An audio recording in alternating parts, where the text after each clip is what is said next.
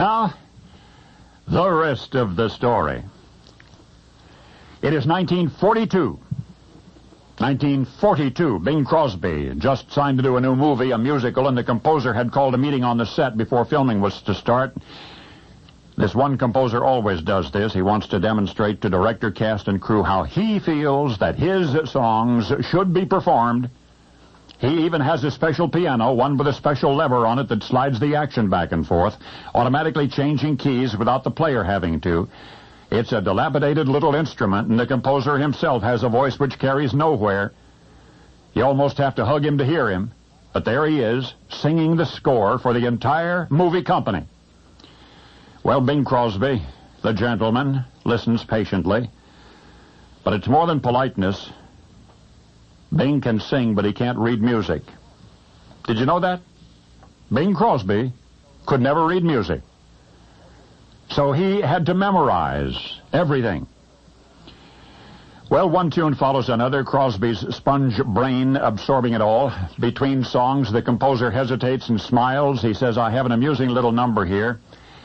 And then the composer proceeds to sing it in his own high-pitched half-whisper.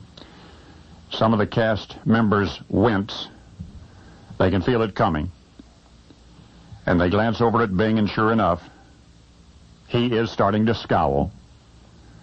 Crosby, a staunch Catholic, is widely known as such. Anything even vaguely smacking of sacrilege does not fit well with him. The composer finishes the tune. What does everybody think, he asks? And Crosby is ice cold. An amusing little number, eh? But what's so funny? There are moments of painful silence, and then the composer continued to review his score, and afterward in private to producer Mark Sandrich, Bing Crosby announced that he would not sing that song. Sandrich knows well which song Bing means, and he apologizes if Crosby has been offended.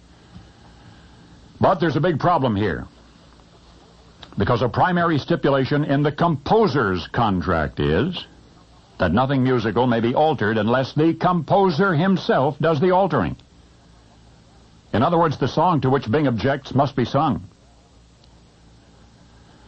Well, I'm going to telescope what happened next. There was a lengthy argument, but finally Crosby reluctantly agreed to sing it. And now it's later. They're shooting the picture. It's time to do the controversial number. The composer, knowing that Bing is performing it under protest, is waiting impatiently on the set.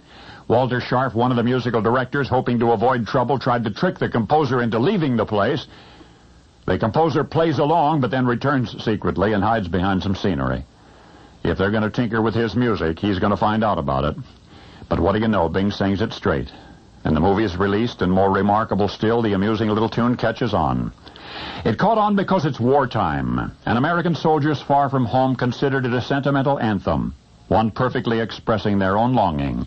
And when composer Irving Berlin wrote it, and subsequently when crooner Bing Crosby sang it in the movie Holiday Inn, neither man had imagined the ultimate impact, that Bing's own recording would sell more than 30 million copies, that the tune itself would become second only to Silent Night, the most worldwide popular of all Christmas songs.